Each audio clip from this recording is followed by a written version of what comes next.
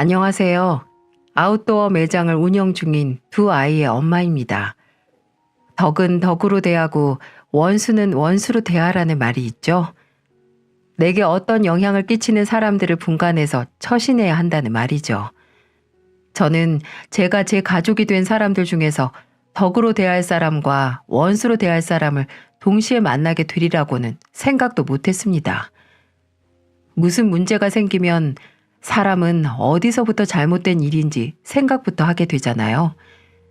언제 어디서부터 일이 꼬였길래 이런 결과를 낸 건지 궁금증을 품게 되죠. 저는 글쎄요. 제가 덕을 입은 사람을 만난 것도 원수를 만난 것도 둘 다 아마 너무나 이른 나이에 결혼을 했기 때문일 겁니다. 그래서 더 아이러니라는 거죠. 아무튼 어린 나이에 결혼을 한 건 사실이에요. 1살 연상의 남편과 25살에 결혼을 했거든요. 한창 취업 준비하고 사회에 첫 발을 내딛는 나이에 가정을 꾸리게 된 거죠. 솔직히 그때는 미래가 불투명해서 빨리 안정된 가정에서 편안함을 찾고 싶어서인지도 모르겠네요. 정말 뭣도 모르고 한 결혼인 건 분명했어요. 그 당시 저와 남편의 결혼은 조금 특별했거든요. 조금 특별한 가족이 있었습니다. 결혼하자마자 중학생 아들을 돌봐야 했으니까요. 물론 진짜 아들은 아니고요. 남편에게는 12살 차이 나는 늦둥이 동생이 있었거든요.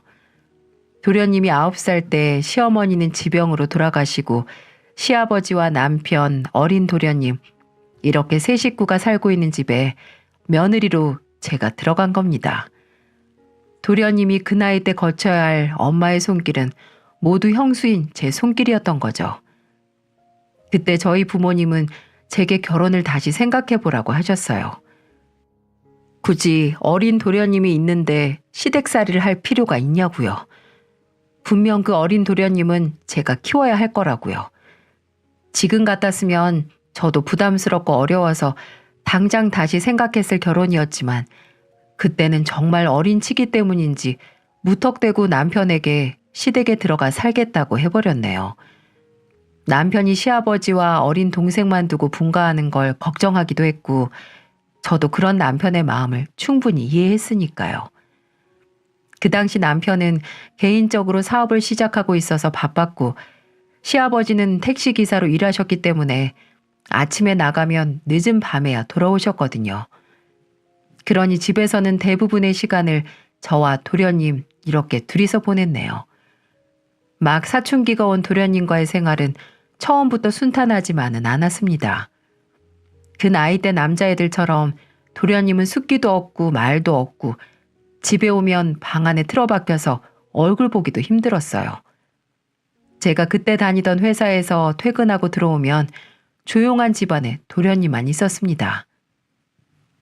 도련님, 나 왔어요. 교복도 안 갈아입고 뭐해요? 다녀오셨어요? 뭐라도 먹었어요? 형도 그렇고 아버님도 늦게 오신다고 하니까 둘이서 뭐라도 먹을까요? 집에 뭐가 있나? 저 편의점에서 사다가 먹었어요. 안 먹어도 돼요. 늘 이런 식이었어요. 제가 뭐라도 같이 하거나 먹으려고 하면 가시를 잔뜩 세우고 경계했었죠. 저도 분명히 저 시기를 거쳤는데 왜 이렇게 대하기 어려운 건지. 하지만 그건 그것대로 참 안쓰럽더군요. 분명 부모님께 한창 챙김을 받아야 할 나이인데 집에서 혼자만 있는 그 모습이 말입니다. 남편은 형제라고 하기엔 나이 차이가 많이 나고 그렇다고 부모처럼 챙겨주기엔 애매한 나이이기도 했고요. 또 그때 한창 바빠서 서로 얼굴조차 자주 못 봤으니까요. 시아버지도 사춘기 아들을 키우기엔 너무 나이가 들어버리신 거죠. 너무나 자연스럽게 도련님을 상대하는 건 다 제 일이 돼버렸어요. 다가가면 뒤로 물러나고 그렇다고 남도 아니고 알아서 잘하라고 손 놓고 있을 수만은 없는 나이였죠. 그렇다고 너무 살갑게 굴면 상대방도 부담스러워하고 저도 불편하니까 일단 처음에는 그대로 내버려뒀습니다. 그냥 얼굴 보면 인사하고 최소한으로 부담스러워하지 않는 선에서 챙겨주는 정도로 말이죠. 이건 뭐 야생동물과 친해지는 수준이었달까요? 그렇게 서먹서먹한 저희였지만 저와 도련님이 가까워지게 된 계기가 있었어요. 남편이 어느 날 제게 이런 말을 꺼내는 겁니다. 성준이 얘가 요즘 질이 안 좋은 애들하고 어울리는 것 같아. 도련님이? 왜? 저번에 당신 친정에 간 날 내가 밤 12시 정도에 일 끝나고 집에 들어가는데 성준이 이 자식이 그 시간에 아파트 놀이터 쪽에서부터 오는 거야. 그래서 내가 다 늦게 밖에서 뭐 하는 거냐고 했더니 그냥 편의점 갔다 오는 거라고 둘러대더라고. 진짜 편의점 들른 걸 수도 있잖아. 아니야. 편의점 갔다 왔다는 놈이 아무것도 안 들고 있고 뭐 들킨 것처럼 얼굴이 사색이 됐다니까. 요새 새벽에 아파트에서 담배 피는 학생들이 많아졌다고 저번에 관리실에서도 그랬잖아. 그놈들이랑 어울리는 건 아닌지 싶어. 이 자식 날 잡고 한번 물어봐야지. 안 되겠어. 너무 다그치지 마. 나이 차이도 많이 나는 형이 다그치면 더 숨지. 당신 평소에 바빠서 도련님하고 얘기도 잘 안 하잖아. 그런 사람이 다짜고짜 잡들이하면 애들한테는 그저 갑자기 참견하는 것처럼 느껴질 뿐이야. 그럼 어떻게 하라고. 계속 내버려 두는 게 능사도 아니잖아. 내가 말할게. 당신이 말하는 것보다 내가 말하는 게 훨 낫겠다. 남편은 도련님이 엇나가는 것 같다고 하면서 날 잡아 한번 말을 해야겠다고 하는 걸 제가 말렸습니다. 남편은 도련님과 대화하는데 영 재주가 없었거든요. 모든 대화를 시작하면 언성이 높아지거나 말에 괜한 장가지들이 쳐져서 옆에서 제가 들어도 성가신 잔소리같이 들렸거든요. 그래서 남편보다는 제가 부드럽게 말하는 게 낫겠다고 판단을 했죠. 그리고 며칠 후 도련님에게 말 꺼내기도 전에 일이 터져버렸네요. 도련님 가방에서 담배가 수십 개나 발견됐다고 담임 선생님께 연락이 온 겁니다. 도련님 학교 비상 연락망에 제 연락처도 있었는데 그날 시아버지도 남편도 전화를 받지 못해서 담임 선생님이 제게 전화를 하신 거죠. 저는 바로 반차를 내고 학교로 달려갔고 상담실에서 어깨가 축 처져 앉아있는 도련님을 발견했어요. 담임 선생님은 안 그러던 애가 요즘 수업 집중도 못하고 이번에 가방에서 담배가 발견되기도 해서 보호자를 부른 거라고 하더군요. 담배 양이 많아서 분명 공범이 있는 것 같은데 도련님은 그저 조개처럼 입을 꽉 다물고 있는 겁니다. 담임 선생님과 상담 후에 집에서 단속을 잘 하겠다고 말을 한 후에 도련님과 학교를 나왔어요. 그리고 제 차에 타서 계속 입을 꾹 다물고 있는 도련님에게 말했죠. 담배 다 누구 거예요? 설마 저걸 혼자 다 피운다고 샀을 리도 없고 해가 나만 나겠어? 말 안 할 거예요? 그래, 말하지 마. 성준아, 내가 오늘만 편하게 말할게. 이번만 참고 들어.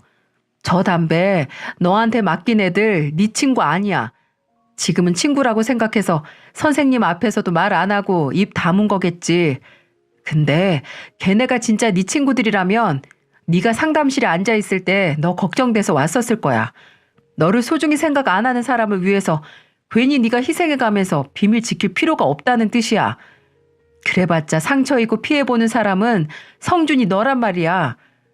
그리고 나는 성준이 네가 그런 상처는 안 받았으면 좋겠어. 잔소리 끝. 덧붙여서 이번 일은 형이나 아버님한테는 말 안 할 거예요. 난 도련님이 정말 그 담배를 필라고 갖고 있었다고 생각 안 해요. 맞죠? 저 담배 안 피워요. 그렇겠죠. 도련님 교복 드라이 맡기는 게 누군데. 안에서 담배값 한 번 나온 적이 없고 교복에서 담배 냄새 난 적도 없는데. 그냥 혹시 괜히 걱정이 되네요. 친구들 먼저 생각했다가 이런 일이 일어난 건 아닌지 하고요. 내가 이용당하는 거 아니냐고 물어보면 화낼 거죠? 그치, 자존심 상하지. 그래도 혹시 지금 내가 하는 일이 맞는 건지 아닌지 모르겠고 또 누구한테 물어보기 창피하면 나한테 물어봐요. 그래도 가족인데 남한테 묻는 것보다 낫겠죠. 안 그래요? 뭐 사가지고 들어갈까요? 먹고 싶은 거 뭐 없어요? 아, 혼자 먹을 거면 편의점 들를래요? 피자 먹고 싶어요. 피자? 그래요, 피자 먹어요. 같이 먹어요. 그래요, 같이 먹어요, 우리. 제가 그때 무슨 이야기를 했는지 그냥 내가 학생 때를 떠올리면서 그때 내가 듣고 싶었을 말을 했는데 그게 도련님이 듣기에도 나쁘지 않았었나 봅니다. 그 이후로 도련님은 슬슬 제게 마음을 열더니 점차 대화가 많아지기 시작했어요. 아무래도 둘이서 집에 있는 시간이 많으니 당연한 거겠죠.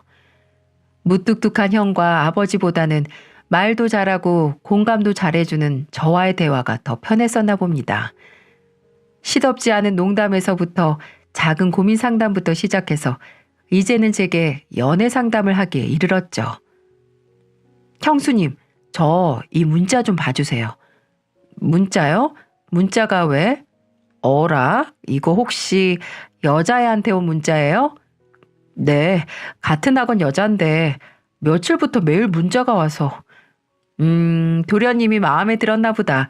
근데 이게 왜요? 그냥 계속 문자는 오는데 매번 뭐라고 답해야 할지 모르겠어서요. 할 말 없으면 그냥 답 안 해도 되죠, 뭐. 굳이. 아, 계속 대화는 하고 싶구나? 처음에는 귀찮은 문자에 대한 얘기일 거라고 생각했는데 웬걸 표정을 보아하니 이 여학생과 잘해보고 싶은 것 같더라고요. 일단 이 학생이 하는 말을 잘 읽어요. 대화는 상대방이 꺼낸 얘기 잘 듣고 거기에 대답만 잘하고 그 다음 주제로 어떻게 넘어가느냐가 중요하니까. 그렇다고 너무 오버하면 재미없고요. 알았죠? 티키타카가 중요해요. 티키타카가. 그게 어려워요. 다음에 어떻게 넘어갈지가. 일단 이 친구가 숙제 다 했냐고. 본인은 아직 절반밖에 안 했다고 했잖아요. 그럼 도련님도 그 정도 했다고 하고 혹시 어렵거나 모르는 거 있으면 숙제 같이 하자고 해요. 학원 가기 전에 만나거나 해서. 아이, 그건 좀 아직 그 정도로 친하진 않아서. 그렇게 친해지는 거죠. 백날 첫날 문자만 해서 친해질 수 있을 것 같아요?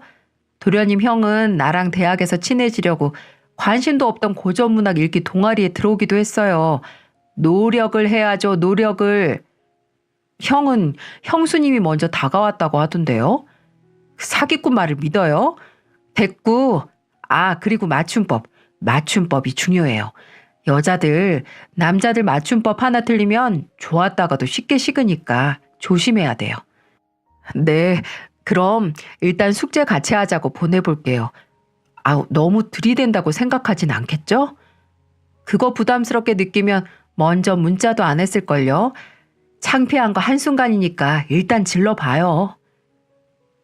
숫기 없는 도련님이 어느새 관심 있는 여학생도 생기고 또 그걸로 제게 고민 상담도 하니 참 기분이 묘하더라고요. 마치 오랫동안 메말라 있던 땅에 물 한 방울 떨어지면 정말 빠르게 흡수되는 거 아시죠? 언제 물이 떨어졌는지 알 수도 없게 말이에요. 그런 기분이었어요. 정말 도련님에게는 누군가의 지대한 관심이 필요했구나 싶었죠. 그리고 다행히도 제 조언이 도움이 됐나 봐요. 형수님, 저 내일 학교 끝나고 어디 들렸다가 올게요. 내일 학원 안 가는 날이지 않아요? 그 애랑 숙제하고 오려고요. 정말요? 이야, 한 건 했네. 그때 형수님이 안 도와주셨으면 아직 문자도 못하고 있을걸요? 뭐 그 정도 가지고. 그럼 이거 받아가요. 저 용돈 남았는데 안 주셔도 돼요. 도련님 쓰라고 주는 게 아니라 그 학생이랑 같이 맛있는 거 사 먹으라고 주는 거예요. 먼저 만나자고 권했으면 밥은 직접 사야죠. 같이 저녁 먹고 들어와요. 나중에 집에 한번 초대해도 좋고. 네, 고맙습니다, 형수님. 이외에도 저와 도련님은 정말 누나 동생처럼 어떨 때는 모자 사이처럼 각별해졌어요. 또 친구 사이처럼 가깝기도 했고요. 나도 게임 배워야겠네. 도련님과 친해져서 어느새 남편이 소외감을 느끼기도 했어요. 도련님이 성적표를 가져와 먼저 보여주는 것도 저고 진로 상담을 하는 것도 저고 처음으로 사귄 여자친구를 소개시켜 준 것도 바로 저였네요. 세월이 가는지 오는지 모른다고 제가 정말 업어 키우다시피 키운 도련님이 어느새 성인이 돼서 대학에 들어가고 군대에 가는 시간이 지나 있었어요. 군대에 가서 도련님이 처음 쓴 편지도 제게 보내는 편지였어요. 무엇보다도 제게 고맙다고 적힌 편지였어요. 그 편지를 받고 내가 한 결혼에 후회가 없다는 생각이 들더군요. 분명 결혼 전에는 제가 책임져야 할 가족에 대한 부담이 있었으니까요. 그런데 아무 문제 없이 잘 자란 도련님을 보니 그 노고가 모두 치하되는 기분이었죠. 일찍 결혼한 저와 남편이 아이를 늦게 가진 것도 제가 빨리 애를 갖고 싶어 하지 않는 것도 있었지만 솔직히 도련님의 영향이 있었습니다. 결혼하고 나서는 일도 일이었지만 혹시라도 저와 남편 사이에 애가 생기면 어린 도련님이 소외감을 느낄 수 있다고 생각을 했었고 또 수험생이 있는 집에서 아이가 있으면 여러모로 집중이 안 될 테니까요. 괜한 걱정이나 눈치를 본 건 아니었고 어디까지나 저의 결정이었습니다. 도련님이 20살 성인이 됐을 때 남편과 저는 자녀 계획을 세웠죠. 그렇게 도련님이 군대에 갔을 때 저희 첫째 딸이 태어났습니다. 처음 생긴 조카라고 도련님이 아주 예뻐했죠. 어렸을 때부터 동생을 갖고 싶어 하기도 했으니까요. 군대 휴가만 나오면 친구들 만나지도 않고 제 딸 데리고 여기저기 놀러 다니기도 했어요. 그리고 2년 후에 둘째의 아들이 태어나고 그 후에도 저희 집에 정말 많은 변화가 생겼습니다. 도련님은 군대에서 제대하고 대학도 졸업해서 공무원 시험을 준비해 합격을 했고 또 그해 시아버지가 돌아가시게 된 거죠. 도련님은 그나마 막둥이 아들이 시험 합격한 걸 보고 가서 다행이라고 하면서 울었습니다. 도련님은 시아버지가 돌아가신 후에 독립하겠다고 하더군요. 이제 발령도 받았으니 저희에게 얹혀 살지 않겠다고요. 대견하긴 했지만 한편으로는 정말 무슨 자식 독립시키는 것처럼 시원섭섭하더군요. 아무래도 제가 도련님을 상대로 미리 자식 키우기 체험을 했던 탓인 것 같네요. 도련님이 독립한 이후에도 쭉 연락을 해왔습니다. 종종 조카들을 보러 오기도 했고 저희에게 밥을 사겠다고 오기도 했으니까요. 또 저희 집으로 제가 좋아하거나 애들이 좋아하는 음식을 보내기도 했고요. 정말 무슨 키워준 은혜를 갚는 것처럼 말이죠. 또 둘째가 초등학교에 들어가면서 저는 애들 키우면서 그만뒀던 일을 다시 시작했어요. 회사는 그만둔 지 거의 10년이 다 되어가는 시기라서 복직을 할 수도 없었고 그저 무슨 일이든지 시작하고 싶었습니다. 원래 일하는 걸 좋아하는 저는 아이들이 태어나면서 집에서만 있는 생활에 이골이 나 있는 상태였거든요. 남편은 굳이 고생할 거 있냐고 했지만 저는 그 고생도 사서 하고 싶은 사람이었어요. 근데 그런 제 고민을 듣고 도련님이 일을 하나 소개시켜줬어요. 형수님, 장사도 괜찮으시면 아웃도어 매장은 어떠세요? 제가 아는 선배가 아웃도어 매장을 하는데 본사랑 위임 매장 면접은 소개시켜드릴 수 있는데. 아웃도어요? 나는 등산에 대해 진짜 1도 모르는데 괜찮을까요? 어차피 옷장사인데요 뭐. 그 선배도 거의 5년은 했는데 매장 접근성만 괜찮으면 꽤 잘 된다고 하더라고요. 그럼 한번 해볼까요? 그거 계약금 있죠? 네, 제가 선배한테 먼저 말해둘게요. 계약금도 물어보고. 그렇게 도련님이 아는 선배에게서 소개를 받아서 제2의 직업을 찾았습니다. 저는 제가 장사에는 잘 안 맞는다고 생각을 했는데 하니까 잘 되더라고요. 제가 이렇게 싹싹한 사람인지 이 일을 시작하면서 처음으로 알게 되었죠.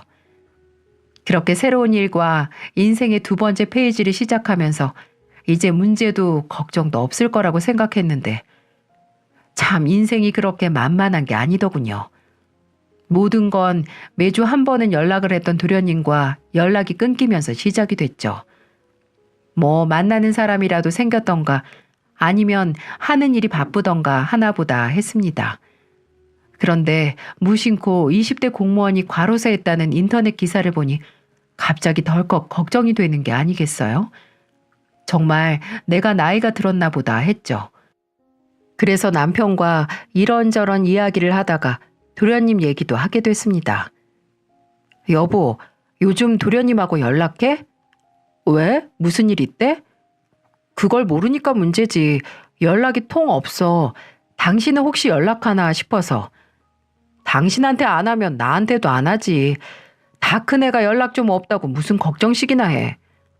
애들도 작은 아빠 집에 안 오냐고 묻기도 하고 무소식이 희소식이긴 하지만 매번 먼저 연락하던 사람이 연락이 뚝 끊기니까 걱정이 당연히 되잖아.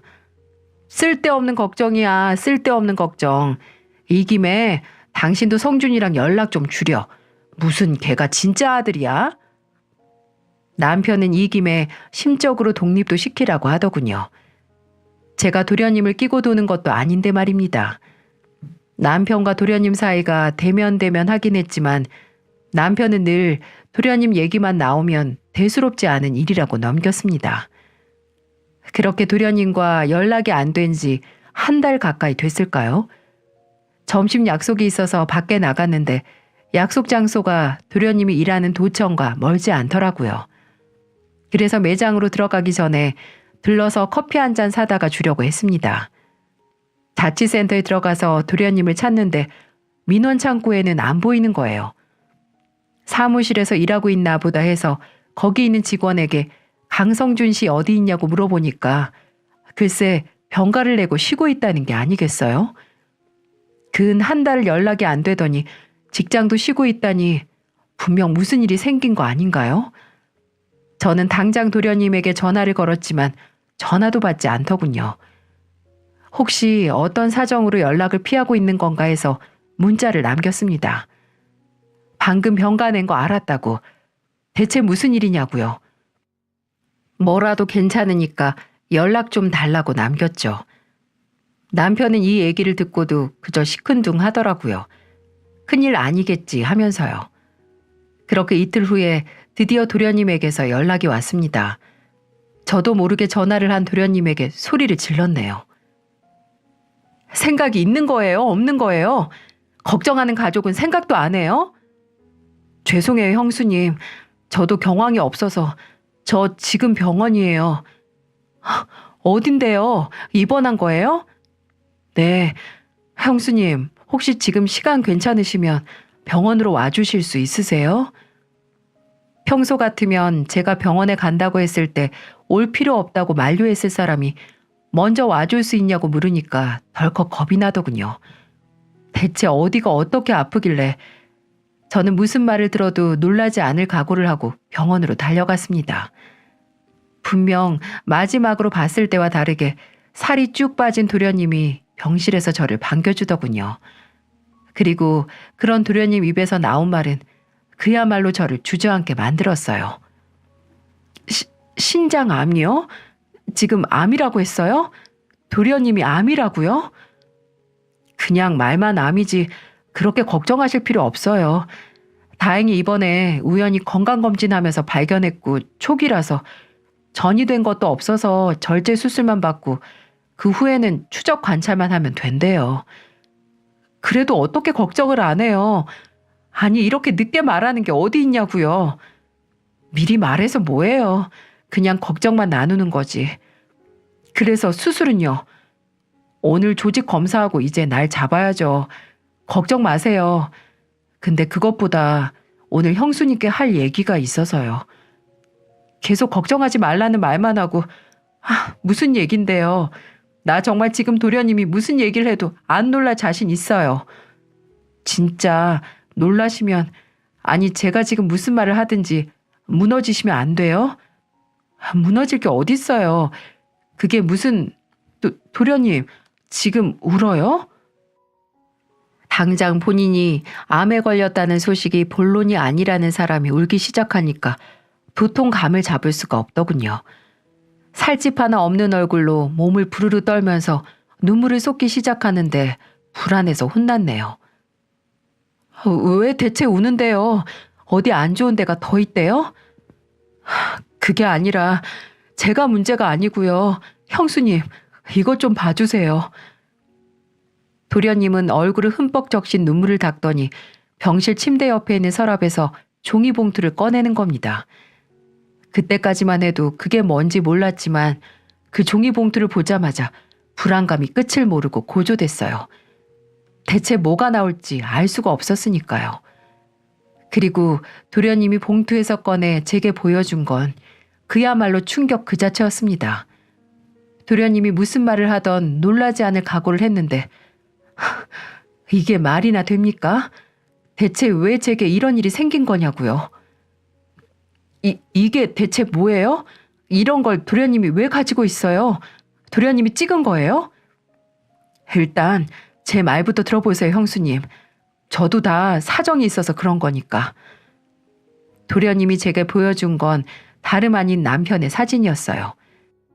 아니, 남편만 있는 사진이 아니고 남편이 모르는 여자와 다정하게 손을 잡고 걷고 같은 차에 타서 애정행각을 하고 호텔 로비로 보이는 곳에서 팔짱을 끼고 골프장에서 함께 골프를 치는 사진이었죠. 그렇습니다. 남편의 외도 현장을 찍은 사진이었어요. 남편이 바람을 피우고 있다는 것만으로도 충격적인데 그걸 제게 건네준 게 도련님이라는 것도 기가 막혔죠. 도련님은 그런 제 표정을 읽었는지 설명을 하기 시작하더군요. 형이 몇 개월 전에 저한테 돈을 빌려갔어요. 아버지 유산 나눠 가진 거랑 모은 거랑 몽땅 다 1억 정도요. 그리고 또 몇 개월 후에는 제 이름으로 공무원 대출 좀 받아달라고 해서 8천 정도 받아줬고요. 아니, 그 돈을 대체 왜요? 어디에 쓴다고요? 처음에는 사업 자금이 모자르다고 당장 발 뺀다는 투자자들한테 돌려줘야 한다고 무릎이라도 꿇으려고 하는데 안 빌려줄 수가 없었어요. 솔직히 형 하나만 보고 그 돈 못 빌려주죠. 형수님이랑 애들 생각해서 빌려줬는데 형이 대출 이자를 안 보내는 거예요. 그래서 몇 달 제가 다 냈고요. 난 그 사람이 도련님한테 돈 빌린 것도 몰랐어요. 전혀 언질이 없어서. 저한테도 형수님한테는 절대 비밀로 해달라고 했어요. 괜한 걱정 끼치기 싫다고. 근데 형이 이자도 안 내고 제 연락도 다 안 받더라고요. 아예 무시하고. 분명 뭔가 이상해서 제가 직접 알아봤거든요. 형 재정 상태 같은 걸요. 근데 의뢰해서 알아보니까 돈 없어서 이자도 못 내는 인간이 며칠 동안 골프장 딸린 호텔로 여행을 가는 게 아니겠어요? 형수님하고 애들하고 간 것 같지 않아서 더 알아보니까. 근데 거기에 바람난 여자랑 같이 갔다는 거죠? 미치겠네 진짜. 이번에 형 출장 간 적 있어요? 어디 여행이나? 이번 달 초에 강원도 간 적 있어요, 출장으로. 그것도 이 여자랑 같이 간 거였어요. 둘이 거의 2년은 만났더라고요. 형 회사 직원이래요. 대외적으로는 비서라고 여기저기 데리고 다니는 것 같은데. 형수님, 이렇게 알게 해드려서 정말 죄송해요. 이런 인간이 제 형이라는 것도 죄송하고, 그래도 언제 알든 조금이라도 빨리 아는 게 여러모로 나을 것 같아서요. 이 인간 저한테 사업 자금이라고 돈 빌린 것도 다 거짓말이에요. 그 돈으로 이 여자랑 흥청망청 쓰고 다닌 거라고요. 도련님의 말이 모두 바람처럼 저를 통과했습니다. 전혀 들리지가 않더라고요. 남편이 무뚝뚝하긴 했어도 저와 아이들에게 정말 잘하는 사람이었는데 일한다고 주말에도 바빴던 게 바빠서 애들과 같이 못 놀아줬던 게 모두 우리 가족을 위해 일했던 시간이 아니라 다른 여자와 놀아나는 시간이었던 겁니다. 형수님, 일단 숨 좀 쉬세요. 숨 좀.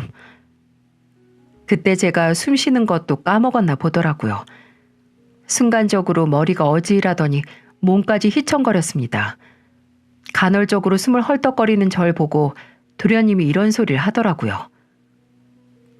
형수님, 저는 그런 인간 안 보고 살면 그만이에요. 제가 뒷조사하다가 외도 현장 잡은 게 형한테 발각된다고 해도 상관없어요. 빌려간 돈 떼먹힌다고 해도 아무리 가족이라도 불륜 남은 사양이에요. 그러니까 형수님, 제발 이런 인간 버리세요.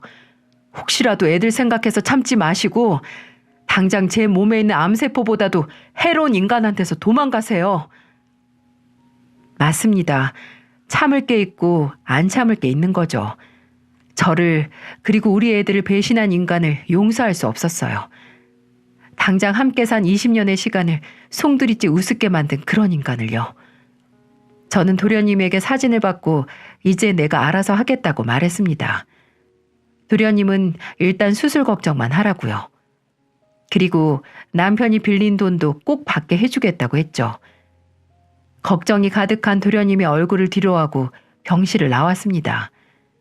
제가 먼저 한 일은 남편 차 블랙박스 영상을 모두 확인하는 거였죠. 약 열흘가량의 영상이 남아있었고 그중 딱 3건의 증거를 확인했어요. 남편과 그 여자가 차에서 같이 내려서 손잡고 걸어가는 것과 차 안에서 나누는 대화하는 걸 말이죠. 두 인간들이 하루가 멀다 하고 차 안에서 애정행각을 한 게 이제는 제게 도움이 되는 거죠. 대체 뭘 믿고 이런 증거를 삭제 안 한 건지 생각해보니 저는 단 한 번도 남편을 의심한 적이 없었거든요. 정말 단 한 번도요. 저의 믿음을 이런 식으로 이용하다니 속에서 더 열불이 났습니다. 이런 인간들을 그냥 보내줄 수는 없었어요. 단단히 망신을 줘야겠다는 생각밖엔 들지 않았고요. 또한 제 아이들도 이 사실을 알아야 한다고 생각했어요. 아빠라는 인간이 어떤 인간인지 알아야 할 권리가 아이들에게도 있으니까요. 초등학교 6학년인 딸과 4학년인 아들이 이해할 수 있는 선에서 알려줘야 했죠. 저는 피해 복수를 시작했습니다. 남편에게는 언질도 없이 딸과 아들 손을 잡고 남편의 회사로 찾아갔죠. 아니나 다를까 제가 사무실로 들어가니 남편은 사진 속 그 여자와 둘이 히히덕거리고 있더군요. 본인들은 숨긴다고 숨기는 거겠지만 그 묘하고 쎄한 기류는 멀리서도 다 느껴질 수 있었어요. 저는 애들 손을 잡고 그 두 사람 앞으로 걸어갔습니다. 남편은 그제서야 제가 온 걸 발견하고 몸을 굳히더군요. 하지만 금방 아무렇지 않은 척 하는데 기가 찼습니다. 여보, 무슨 일이야? 갑자기 애들까지 데려오고. 아빠가 무슨 일 하는지 애들한테 보여주고 싶어서 왔지. 말 안 하고 와야 생생한 현장을 볼 수 있을 거 아니야? 생생한 현장이라니 새삼스럽게. 준이 학교 숙제야? 부모님 회사로 현장 학습하는 게? 숙제가 있어야만 아빠 보러 회사에 오나? 근데 이쪽은 누구야? 회사 직원? 여기 유미 씨. 안녕하세요. 주유미라고 합니다. 반가워요. 근데 사진빨이 안 봤네. 실물이 훨씬 나아요. 네? 그게 무슨... 사진이라니 당신 유미 씨 사진을 본 적이 있어? 그럼 있지. 자. 저는 그 말을 끝으로 가방에 넣어뒀던 사진을 남편 사무실에 뿌려버렸습니다. 사무실 사람들이 왕창 뿌려지는 사진을 보고 숨을 삼키면서 놀라는 소리가 들렸죠. 여보, 이게 대체 무슨 짓이야? 이건 또 뭐고? 내가 애들한테 아빠가 무슨 일 하는지 보여주러 왔다고 했잖아. 얘들아, 아빠가 회사에서 얼마나 열심히 일하는지 봐봐. 일하는 시간을 이렇게 쪼개서 저 언니하고 놀러 다니시는 거야. 정말 부지런하지? 아빠, 이게 뭐야? 아빠 바람 피웠어? 남편은 부들부들 떨리는 딸의 목소리를 듣고 얼굴이 사색이 되었습니다. 그도 그럴 것이 불륜은 저지르는 인간이지만 애들한테는 참 끔찍히 했거든요. 이런 모순이 어디 있나요? 근데 이 난장판 속에서 그 여자가 입을 틀어막고 슬금슬금 도망치려고 하는 게 아니겠어요? 저는 그대로 다가가서 기다란 머리채를 잡아 바닥에 내팽겨쳤습니다. 저도 저한테 그런 힘이 나올 줄은 몰랐어요. 유미 씨! 어딜 내빼려고 해? 여기 주인공이 이 아가씨인데. 그리고 너!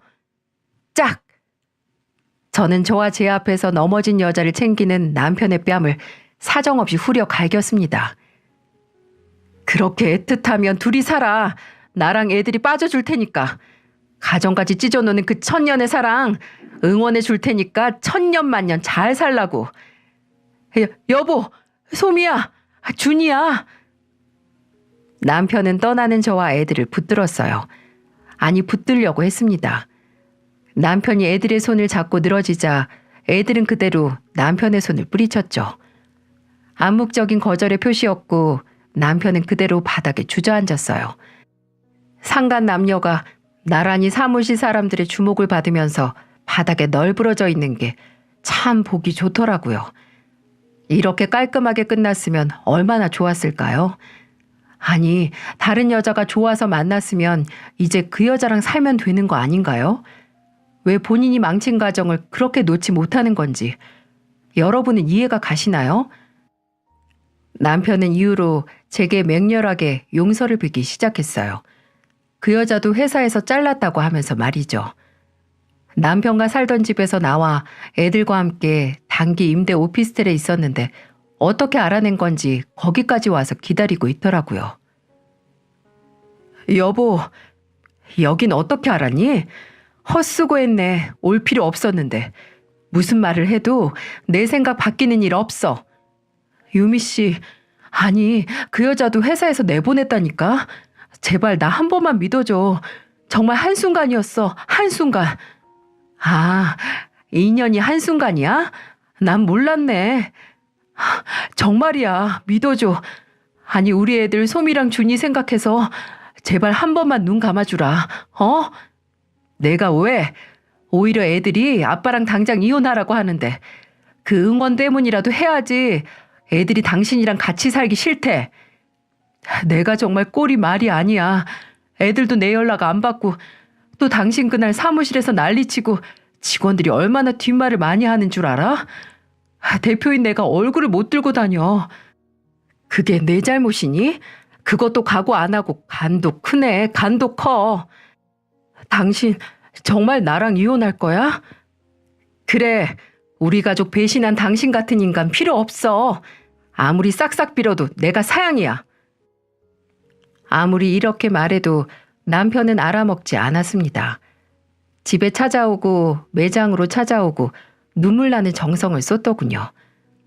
연애하던 시절에도 이런 경우가 없었는데 매장 물류 들어오는 날이면 찾아와서 물류 정리까지 하는데 고맙고 갸륵하기는커녕 오히려 더 정이 떨어지더라고요.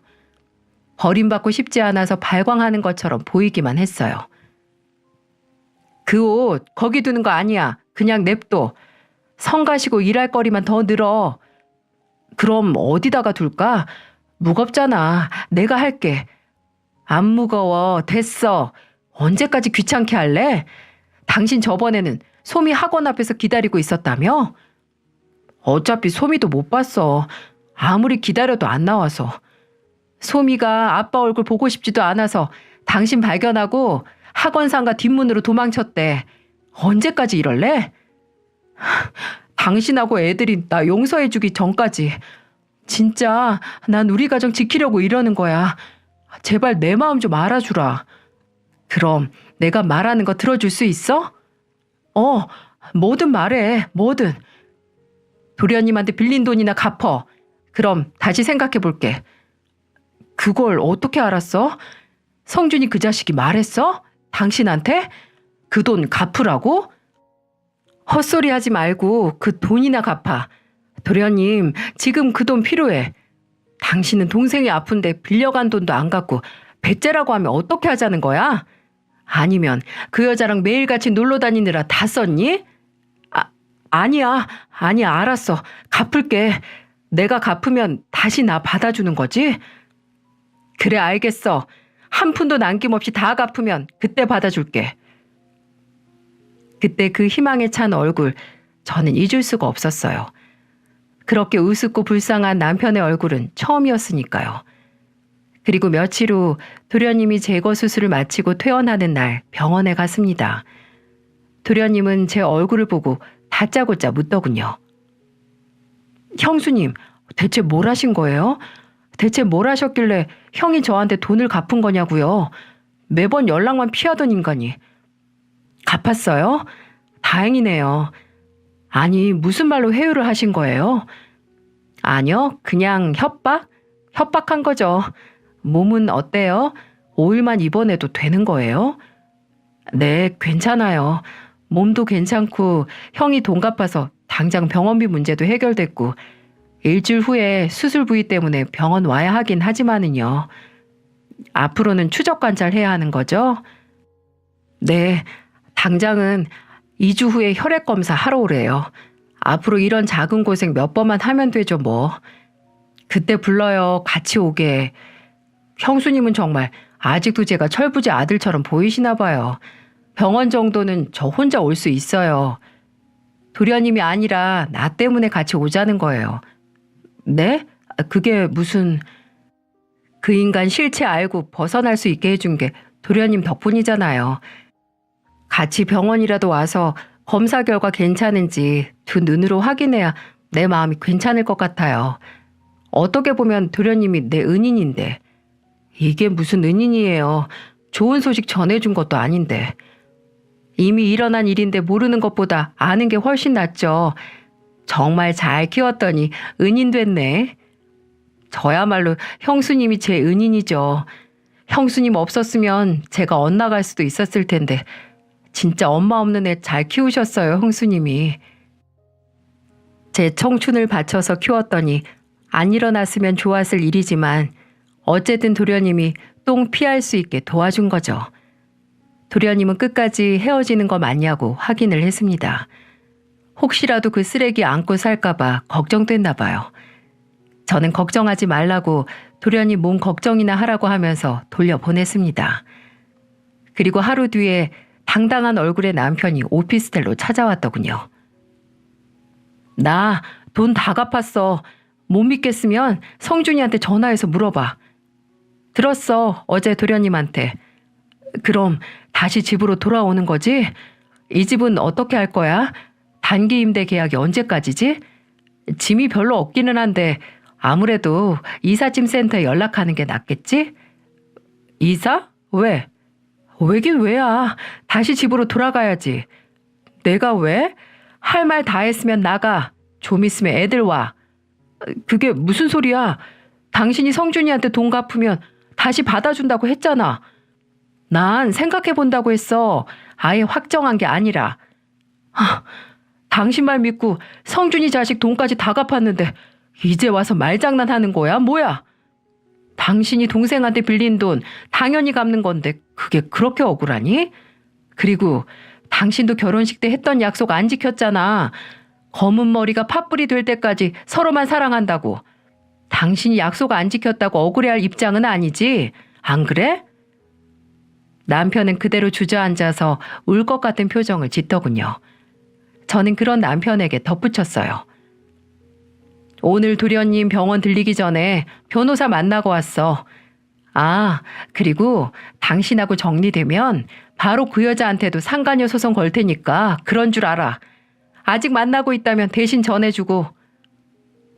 망연자실한 표정에 속으로 어찌나 웃었는지 대체 왜 본인이 피해자인 척 하는 걸까요? 모든 게 본인이 저지른 과오의 결과인데 말이죠. 숙인 머리는 베지 않는다고 하지만 천만의 말씀, 저는 끝을 봐야 했습니다. 변호사에게 남편의 외도 증거를 모두 넘겼습니다. 저는 그저 판결만을 기다렸죠. 남편에게는 재산 분할과 함께 외도에 대한 위자료를 청구했고 그 여자에겐 상간녀 청구 소송을 했어요. 그 기간 동안 남편은 몇 번씩이나 접촉을 시도했고요. 앞으로 이런 일이 없을 거라는 계약서라도 쓸 테니까 제발 다시 한번 생각해 보라고요. 근데 이미 망가질 대로 망가진 물건을 왜 제가 껴안고 살아야 하나요? 환경을 생각해서 그 상간녀가 끼고 살면서 재활용하면 되겠죠. 거의 반년 동안 마음고생 참 많이 했습니다. 분명 이른 변호사님이 다 했는데 진이 빠지는 건 저였죠.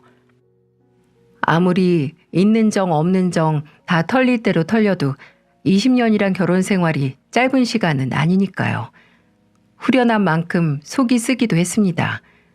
하지만 후회는 없어요. 소송이 다 끝난 후에야 깊은 잠을 잔 것 같네요. 솔직히 저와 애들이 고생한 것 대비 적은 위자료라고 생각하지만 그저 위로금이라고 생각하기로 했어요.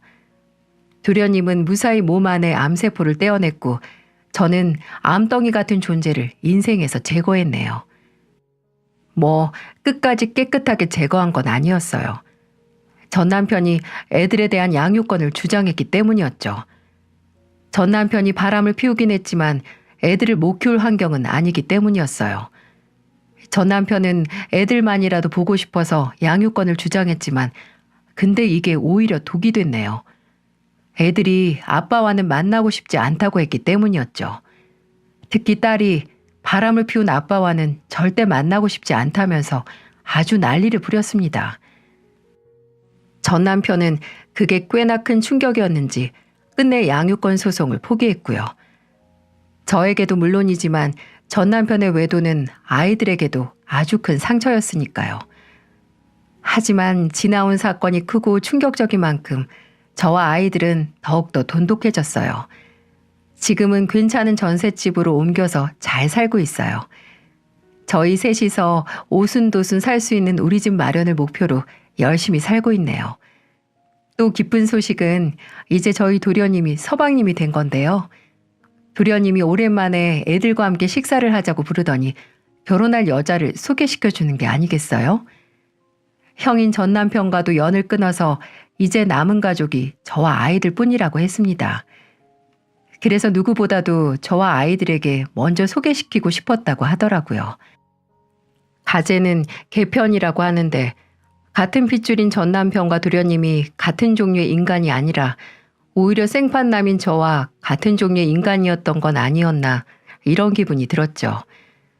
소개시켜준 여자는 같은 곳에서 일하는 동료와 사내 연애를 하다 이제 결혼까지 생각하고 있다고 하는데 어찌나 기쁘던지요. 아픈 몸 때문에 혹시라도 혼자 살겠다고 하진 않을까 걱정했었는데요. 하지만 매번 하는 건강검진에서 다행히 문제될 건 없다고 하더군요. 이제 전 남편과 이혼을 해서 서방님이라고 하지 않고 이름 그대로 성준이라고 부릅니다. 정말 친누나처럼요. 저희 아이들에게는 작은 아빠이긴 하지만 이젠 서방님이라고 부르기도 뭐해서 서로 협의했죠. 처음에는 이제 이혼했으니까 이 관계도 청산인가 했지만 도련님, 아니 성준이는 계속 조카들을 만나기를 원했어요. 그 인간 때문에 좋은 인간관계를 정리하기는 억울하다고도 했고요. 맞아요. 그 인간과 결혼해서 못 볼 꼴도 많이 봤지만 좋은 사람 하나 건졌으니까요. 내가 한때 사랑했던 남자는 원수가 되고 업어 키운 도련님은 은인이 됐네요. 정말 사람 일이 어떻게 될지 한 치 앞도 예상할 수 없는 것 같습니다. 원수인 전 남편은 이혼으로 복수했고 은인인 도련님은 그 인간이 빌린 돈을 받게 해줘서 은혜를 갚았네요. 정말 긴 시간이었습니다. 매장을 시작하면서 제 2의 인생이 시작됐다고 생각했지만 그게 아니었어요. 이혼과 함께 제 2의 인생이 시작된 것 같습니다.